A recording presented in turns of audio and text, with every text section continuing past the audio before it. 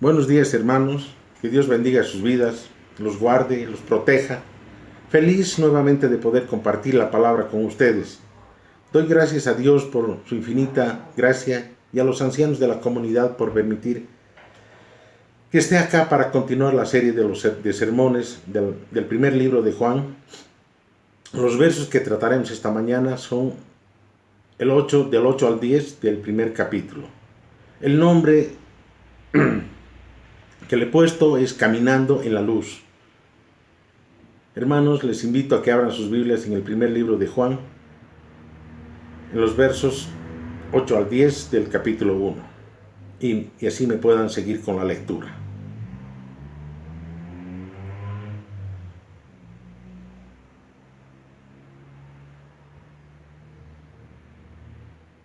¿Ya lo tienen, hermanos? La palabra de Dios dice así: pero si decimos que no tenemos pecado, nos engañamos a nosotros mismos y la verdad no está en nosotros. Si confesamos nuestros pecados, Él es fiel y justo para perdonar nuestros pecados y limpiarnos de toda maldad. Si decimos que no hemos pecado, le hacemos a Él mentiroso y su palabra no está en nosotros. Al estar preparando el mensaje para hoy, hermanos, me imaginé caminando, recorriendo un camino que es muy difícil, complicado. Sin embargo, es un recorrido con dirección, con la guía de nuestro Dios. Todo cristiano, todo creyente es alguien que camina con Dios, viaja por este mundo junto a Dios. Ahora, si vamos a viajar por este camino, es importante conocer el carácter de Dios con el fin de compartir una relación, una comunión íntima. El apóstol Juan nos ha estado hablando del carácter de Dios, nos dice que Él es luz, por tanto, no existe tinieblas en Él. Su santidad es completa, absoluta. Asimismo, el apóstol Juan nos dice que es importante que tengamos cuidado con nuestro carácter, con nuestras vidas. Si hemos de participar de esta comunión, debemos entender que todavía hay una lucha con el pecado en nuestras vidas. Entonces, para tener una comunión íntima con Dios, necesitamos vivir con prudencia, poniendo atención para que esa comunión sea posible, y de ahí surge un interrogante: ¿cómo podemos recorrer este camino en comunión con Dios? Y las respuestas que nos dan estos versos es: podemos vivir en comunión con Dios reconociendo nuestros pecados y confesando nuestros pecados. Vamos a orar, hermanos, entreguemos este tiempo a Dios. Amado Señor, Dios Todopoderoso, te damos gracias por tu Hijo Jesucristo, nuestro Señor. También te agradecemos por esta carta de Juan que nos da seguridad, certeza, gozo y comunión con otros, y también comunión contigo, Señor. Te rogamos que tu Espíritu Santo nos guíe a tomar seriamente tu mensaje y que nos permita ver la terrible y perversa naturaleza del pecado y cuáles son las consecuencias fatales para nuestras vidas, y que esto nos lleve a confesar y evitar el pecado para que así podamos vivir en santidad, así como tú eres luz. Ayúdanos, Señor. Amén. Queridos hermanos, durante la historia de la humanidad, la doctrina del pecado nunca ha gozado de popularidad. Es más, diría es la más impopular, la más odiada de todas las enseñanzas de la palabra de Dios, especialmente en los últimos 100 años. El solo mencionar la palabra pecado incomoda, molesta a muchas personas, pero el objetivo y el propósito que tengo es el de exponer lo que la Biblia enseña acerca del pecado y también de la doctrina de la santidad de Dios. Y nada es más cierto que el hombre es pecador y que Él es luz. Ahora, esta verdad no es algo inventado. Esta verdad la podemos encontrar en toda la Biblia, y no hay duda alguna que si el hombre fuera sincero podría entenderla y aceptarla. Sin embargo, las personas, hermanos, han objetado estas verdades siempre, sin conocer, sin examinarla. Sencillamente la han descartado por ser dura y rígida. Muchas personas dicen: esta doctrina está pasada de moda. No entiendo cómo la gente acepta. Hablan del pecado y predican contra el pecado. Si lo único que se consigue con esto es que el hombre viva una vida limitada, estrecha, esclavizando al hombre. ¿Escucharon eso, hermanos? Esa es la tendencia de lo que piensan las personas acerca de la doctrina del pecado. Está tremendamente arraigada la idea de que las cosas no son tan malas como la Biblia y los teólogos antiguos dicen. Más bien piensan, con tal que hagamos las cosas lo mejor que podamos y que de vez en cuando acudamos a Dios en busca de ayuda, todo va a estar bien. La Biblia, hermanos, nos dice que el pecado es la causa de todos nuestros males, dificultades y penas. Dios creó un mundo perfecto hasta que el pecado se introdujo en él. Dios hizo al hombre perfecto hasta que la tentación, la desobediencia y la posterior caída trae como resultado un mundo que ha sido contaminado. Esta mañana vamos a examinar cómo podemos recorrer este camino en comunión con Dios. Vamos a nuestro primer punto. Podemos vivir en comunión con Dios reconociendo nuestros pecados. Si decimos que no tenemos pecado, nos engañamos a nosotros mismos y la verdad no está en nosotros. Queridos hermanos, es después de la caída que la humanidad entera ha tratado de negar la realidad del pecado.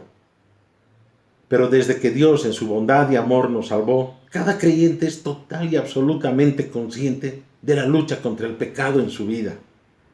Al finalizar el primer siglo, hermanos, sin tener aún todo el Nuevo Testamento escrito, una falsa corriente doctrinal estaba surgiendo en las iglesias. Se llamaba gnosticismo. Y esto ya lo hemos visto las 2 semanas anteriores con Mache, con Pastor Pepe. Esta falsa doctrina enseñaba que el espíritu humano era absolutamente bueno y que la materia era totalmente mala y que nuestros cuerpos eran una especie de prisión y que no podíamos ser liberados, solamente podíamos ser liberados con la muerte, con la excusa de que el cuerpo nunca iba a poder ser renovado y hecho nuevo. Los gnósticos se tomaban la licencia para pecar, ya que eran esclavos de su cuerpo y éste no podía ser transformado. Convirtieron la gracia de Dios en libertinaje. Los gnósticos negaban que el Señor Jesucristo haya sufrido en la cruz y también negaban la necesidad de la muerte de nuestro Señor Jesucristo por nuestros pecados. Ellos no veían la necesidad de que alguien los salvara. Se creían santos y perfectos. Con esta falsa doctrina inventada por los hombres se engañaban a sí mismos diciendo que no tenían ninguna culpa por los pecados cometidos. Este es uno de los motivos por los que el discípulo amado escribe la carta que conocemos como Primera de Juan. Algunos gnósticos pretendían lograr una perfección completa cuando decían que estaban intelectualmente capacitados como para interpretar los propósitos de Dios y espiritualmente maduros como para poder enseñar a otros, aunque la vida que ellos llevaban no mostraba evidencia alguna de ello. Pensaban que el cuerpo era solo una envoltura que cubría el espíritu humano. ¿Saben, hermanos? Ellos consideraban que el espíritu era inviolable y que no podía ser contaminado por acciones del cuerpo. Otros afirmaban que habían avanzado tanto en el camino del conocimiento que el pecado había dejado de ser importante para ellos. Su estado espiritual no les permitía preocuparse por el pecado. Pero el apóstol Juan nos está diciendo que es imposible que tengamos comunión con Dios si nuestra vida muestra características oscuras y negativas. Por el contrario, si alguno demuestra verdadero carácter andando en luz, entonces sí puede tener comunión con Dios y con otros creyentes. Esta comunión se hace posible únicamente por la sangre de nuestro Señor Jesucristo. Hermanos, conozco gente que se jacta de tener 20 años, 30 años, 40 años en el Señor y podrían jurar que el pecado es una cosa ajena a sus vidas, que ellos ya han superado el problema del pecado, como la santidad solo dependiera de los años que uno asiste a la iglesia. Lo único que están haciendo es engañarse, mentirse a ellos mismos, y lo único que es ajeno a ellos es la verdad de Dios. Por eso, hermanos, debemos tener cuidado de caer nosotros en lo mismo. Si bien hoy el gnosticismo ya no es tan común como en aquel tiempo, pero la mentira de la no culpabilidad del pecado sigue siendo un pensamiento recurrente y ahora avalado y respaldado por la psicología. No quiero que me entiendan mal. No creo que exista nada malo en estudiar el comportamiento humano. Es más, la Biblia tiene mucho que decir al respecto. Todo psicólogo que se respete debería empezar leyendo la Biblia. Pero sí, no estoy de acuerdo con las conclusiones que gran parte de los psicólogos afirman, porque son contrarias a lo que Dios y su palabra nos enseña y manda. Hermanos, el mundo nos enseña que no somos culpables, que nuestras malas actitudes, que todo eso se debe simplemente a nuestro contexto y a nuestra genética. Nos enseñan que no debemos cambiar y que la culpa de nuestras malas obras es de nuestros padres, la culpa es de nuestros maestros, de nuestros profesores, que la culpa es de nuestros amigos. Nos dicen que no debemos ir en contra de los deseos de nuestro cuerpo, que debemos expresar nuestra individualidad. Pero la palabra de Dios, la Biblia nos dice que cada ser humano es responsable por sus propios pecados y que no podemos excusarnos de ninguna manera delante de Dios. No es posible hacerlo. Somos responsables. Es por esta razón, hermanos, que deberíamos tener muchísimo cuidado al negar nuestra propia maldad. Esta actitud es normal. Esa actitud es propia de un pagano, propia de un inconverso. Pero un verdadero cristiano debe arrepentirse de sus pecados. Ahora el apóstol nos dice que si no reconocemos nuestros pecados, nos engañamos a nosotros mismos. Y llega al punto de decir que la palabra de Dios no habita en nosotros. Podemos asegurar que uno de los frutos de haber sido salvado es el reconocimiento y el arrepentimiento de nuestros pecados. No hacernos responsables por nuestros pecados es un problema grave, hermanos. Creemos que somos responsables ante los demás, pero como todos son pecadores, no podemos ser juzgados por nadie. ¿Con qué moral podrían juzgarnos si son igual o peor que nosotros? ¿Han escuchado esto, hermanos? ¿Les parece conocido? Pero no es a los hombres a quien debemos rendir cuentas. No es a los hombres, sino a Dios, nuestro Dios, quien nos hizo a su imagen. Imagen que hemos deformado, imagen que hemos difamado, imagen que hemos distorsionado. Por eso el apóstol Juan dice, si afirmamos que no hemos pecado, le hacemos pasar por mentiroso a Dios. ¿Se imaginan esto, hermanos? Ahora, el Señor Jesús nos enseñó que también podemos rendir cuentas a nuestros hermanos en la iglesia por nuestros pecados. En su gracia nos dio este método de disciplina como una medida para ser restaurado y para mantener la salud espiritual en la iglesia. Muchos hermanos en la iglesia hoy parecen renuentes, se oponen a hacer diagnósticos que el Señor Jesús hizo, por temor a ofender a alguien o ser considerados desamorados, faltos de afecto. Por tanto, el pecado está siendo tomado en términos culturalmente aceptables. Recuerdo que un hermano en la congregación de la que vengo estaba viviendo en pecado. Estaba casado, pero vivía con otra persona en adulterio. Y lo peor de todo es que era líder de la iglesia.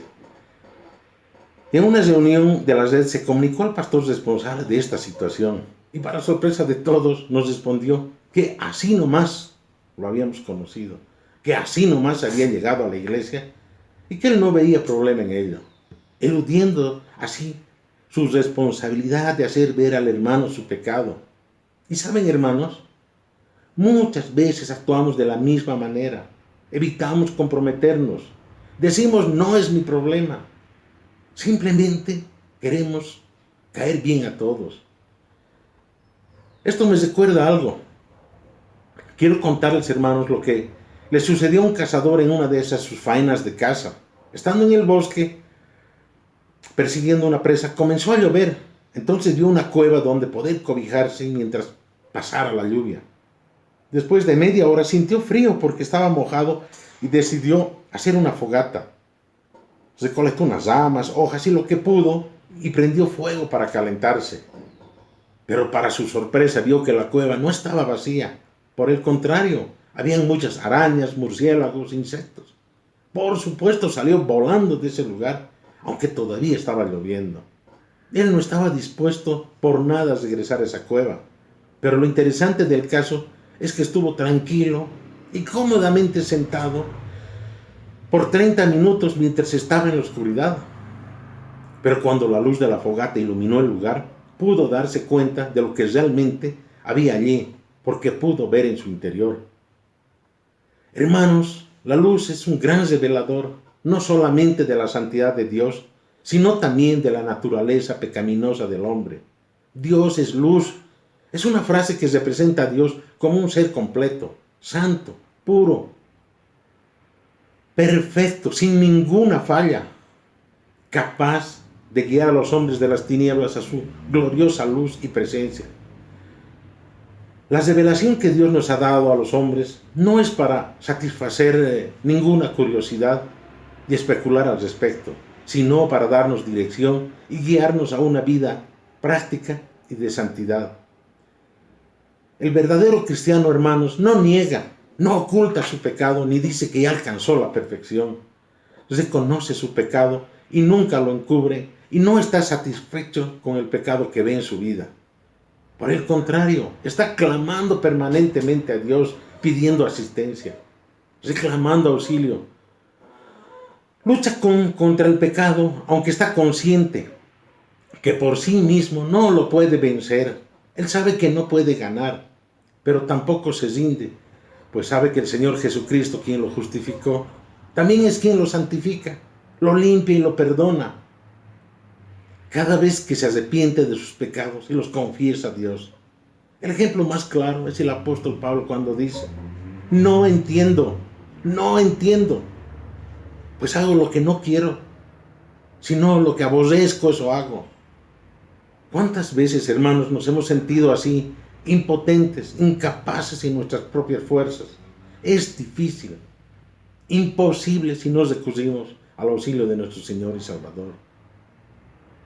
Queridos hermanos, la promesa más grande del Evangelio es el perdón gratuito y compasivo del pecado, que se nos ofrece a los que de verdad nos arrepentimos y creemos en la persona y la obra de nuestro Señor Jesucristo. Este perdón divino es absolutamente completo, total. Dios quita toda impureza, toda mugre de nuestra vida, la culpa y el castigo de los creyentes, y los reemplaza con justicia, santificación y, lo más importante, vida eterna. Además, hermanos, el perdón de Dios es eterno, inalterable. Jamás, por ningún motivo, cambia sus decisiones. Pero sin arrepentimiento no puede haber perdón, no puede haber comunión. El cristianismo verdadero, hermanos, consiste en ser reconciliados, hermanos, con un Dios santo, por medio de la muerte redentora de Cristo, nuestro Señor. Ahora, hermanos, hay que reconocer que debemos reconocer que estamos viviendo en tiempos en los que las normas morales han cambiado dramáticamente. Se interpretan con gran liviandad. Las personas racionalizan sus pecados e intentan justificar o disculparlos, pero no pueden hacer que Dios baje a su nivel o subir ellos al de Dios. Si un hermano está viviendo controlado por el pecado, si nosotros estamos viviendo controlados por el pecado, Dios no tendrá ninguna comunión y compañerismo con Él y con nosotros. Si alguno piensa de otra manera, se está engañando a sí mismo. Si está usando un recurso o treta psicológica para disfrazar su fachada ante los demás, este tipo de conducta nos conduce únicamente a la hipocresía, al fariseísmo, y podemos encontrarnos con cristianos que dicen tener una relación de compañerismo con Dios, pero al mismo tiempo están viviendo en una total oscuridad espiritual. ¿Cómo estás viviendo, hermano? ¿Cómo estás haciendo tú? ¿Estás viviendo en luz o estás en la oscuridad? No te olvides, debemos caminar en luz. Ese camino es difícil, pero si queremos tener comunión con Dios, debemos hacerlo. Debemos reconocer nuestro pecado. ¿Lo estás haciendo? ¿Lo estás haciendo, hermano? Después de ver, hermanos, este primer punto y las consecuencias que acarrea el no reconocer nuestra condición, En el segundo punto, el apóstol Juan nos anima a confesar nuestros pecados como la única forma de mantener una verdadera relación y comunión con Dios. Hermanos, escuchen lo que el mundo dice, lo que el mundo proclama, y cuidémonos de caer en su trampa, de relativizar el pecado, porque las consecuencias pueden ser fatales para nuestra vida. La gente hoy en día toma menos el concepto del pecado. Dicen que los fracasos y ciertas crisis en su vida son producto de cómo la vida los ha tratado. El victimizarse está de moda. La cultura popular, hermanos, se jacta de que las personas son realmente buenas y que lo que vemos como malo solamente es una preferencia de la libertad que todos tenemos. En estos tiempos posmodernos donde la subjetividad y la individualidad están a la orden del día, una gran mentira del pensamiento humano, del pensamiento humano caído, se ha metido en nuestras iglesias. No somos responsables por nuestra maldad. No somos responsables por nuestra maldad, dicen. Hermanos, no estamos asumiendo la responsabilidad por nuestra conducta. Las personas quieren ser aceptadas como son, pero debido a que no estamos tratando con el pecado, que es la verdadera causa del problema, la sociedad está como está, de mal en peor. Hermanos, no podemos mezclar la luz con las tinieblas. Estas son antagónicas, son opuestas, son incompatibles. Alguien que tiene su visión puesta en el mundo pensará únicamente en términos humanos y terrenales. Esa persona no puede andar por los caminos de Dios. Dios es luz y se comporta de acuerdo a su naturaleza. Y este mismo principio es aplicable a nosotros. Demostramos lo que somos por lo que hacemos. Damos a conocer lo que hemos aprendido, lo que el Señor nos ha enseñado, por las cosas que practicamos. Queridos hermanos, nadie puede negar que el pecado afecta a la vida del creyente. Sabemos que la vida de Cristo nuestro Señor ha sido ofrecida en sustitución por ti, por mí, como medio que permite a Dios cancelar la responsabilidad penal del pecador, que cree y así perdonarnos todos los pecados. El sacrificio de Cristo, nuestro Señor, solo fue una vez y para siempre. Hermanos, y esto hizo posible la entrada permanente para nosotros a la presencia de Dios. El compañerismo con Dios y con los hermanos es posible porque Dios es luz y porque Él nos otorgó el perdón de pecado por la muerte de su Hijo en la cruz. Hermanos, la sangre de nuestro Señor nos limpia de todo pecado. Este sacrificio es más que suficiente para perdonar todos los pecados de los hombres. Sin embargo, se aplica solamente a los que llegan a gozar de la comunión con Dios por medio de la fe en Jesucristo. En otras palabras, solamente los salvos. En el momento de creer, experimentamos el perdón y la limpieza del pecado, pero la obra de Dios no termina allí. Al andar en luz y en comunión con Dios, la luz revela cada día las manchas de nuestro pecado y permite que la sangre del Señor Jesús actúe continuamente para limpiar y perdonar. Pero hay una condición, hermanos. Tenemos que estar dispuestos a confesar nuestros pecados. La provisión de Dios y la responsabilidad del hombre van tomadas de la mano, no son opuestas, no se contradicen, por el contrario, se complementan.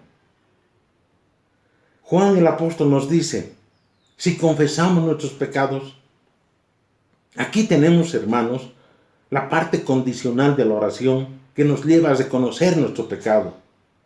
Sincera y honestamente tenemos que enfrentar el pecado sin esconderlo ni buscar excusas para el mismo. Debemos confrontar los pecados que hemos cometido sin defenderlos ni justificarlos. Hermanos, confesamos nuestros pecados para mostrar arrepentimiento y transformación en nuestra vida. No se nos dice cuándo, dónde ni cómo confesar nuestros pecados, pero el arrepentimiento diario del pecado tiene que llevarnos a una confesión continua, diaria, como una buena práctica. Ahora, hermanos, Si estamos negando permanentemente nuestras transgresiones, la verdad de Dios no tiene lugar, no tiene cabida en nuestra vida, porque la verdad es como una lámpara, como un reflector que ilumina lo más profundo, lo más recóndito de nuestro ser, y los rincones más oscuros se ven expuestos. Si no vemos nuestros pecados, tampoco vamos a entender la necesidad que tenemos de perdón. La palabra de Dios dice que estamos en lucha constante, diaria contra el pecado, y el Evangelio nos da esperanza. En el verso 9, hermanos, podemos ver la actitud correcta que debemos tener ante el pecado. Primero debemos admitirlo, después confesarlo, para poder recibir el perdón que Dios ha provisto por medio de su Hijo. Es interesante que la palabra griega que significa confesar, homologeo, literalmente significa decir la misma cosa. En griego la palabra es compuesta. Logeo significa decir y homo, lo mismo. Es idéntica, es exactamente igual a nuestra palabra homologar. Esto significa que la confesión que hacemos es una constancia completa de nuestro pecado. El tiempo del verbo nos indica una confesión continua, permanente. No es solamente una confesión general de nuestros pecados, sino también una confesión particular. Debemos tener nuestros pecados en mente y confesarlos y dejarlos en las manos de Dios. Ahora, hermanos, en otras palabras, ¿qué es confesión?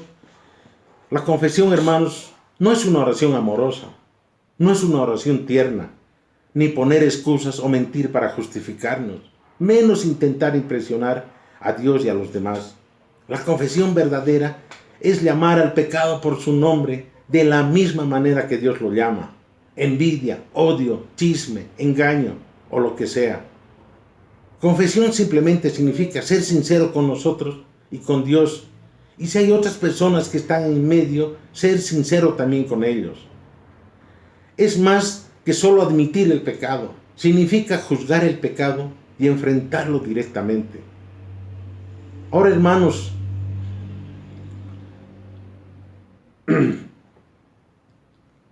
la mejor noticia que tenemos es que tanto los pecados pasados como los presentes y aún los futuros ya fueron perdonados, porque estos se cargaron sobre Cristo nuestro Señor en la cruz.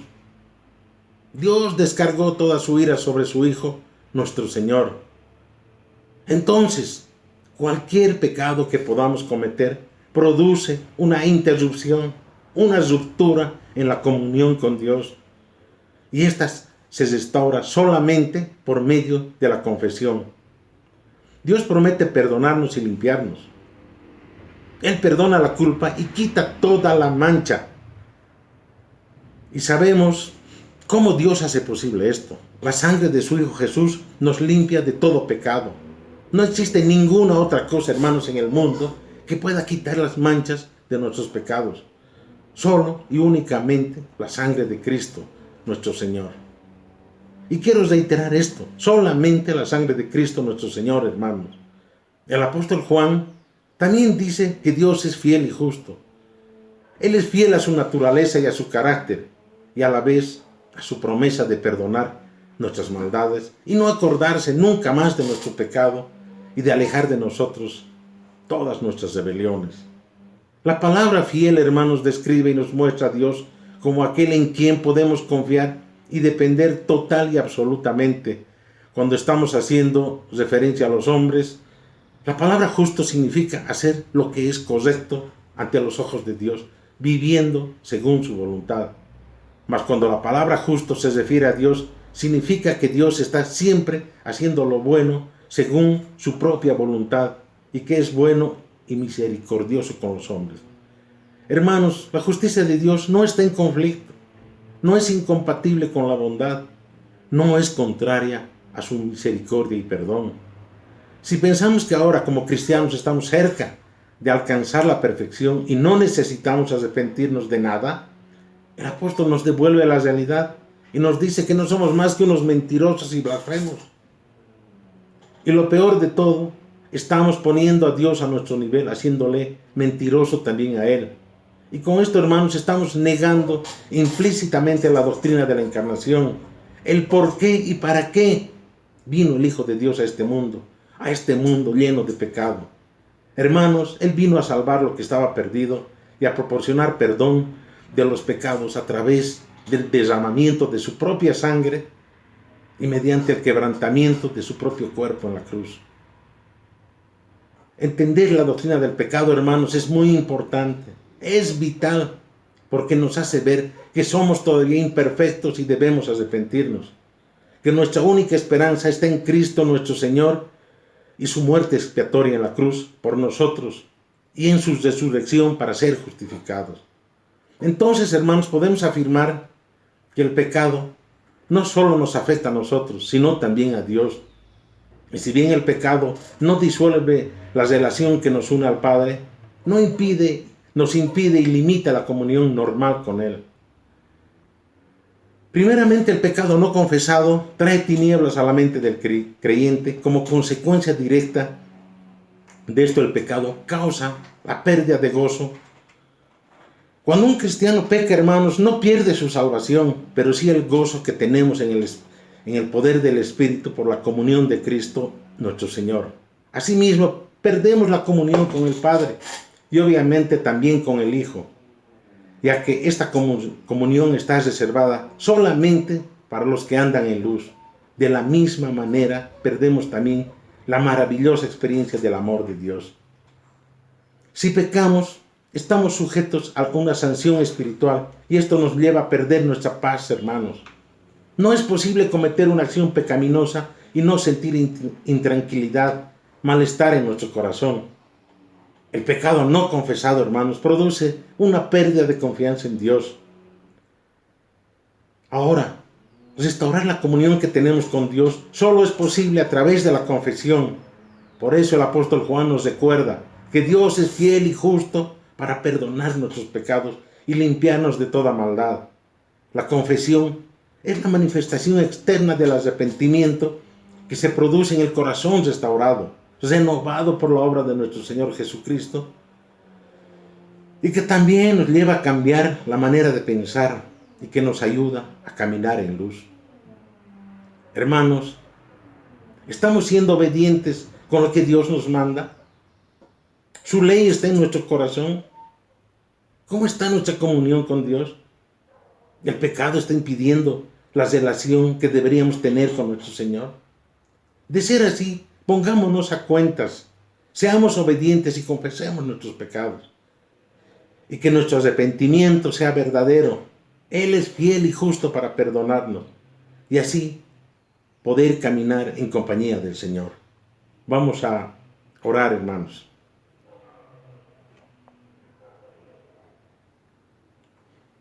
Padre nuestro, amado Señor, estamos agradecidos contigo por esta mañana de comunión, contigo y con mis hermanos. Ayúdanos a tener una relación genuina contigo.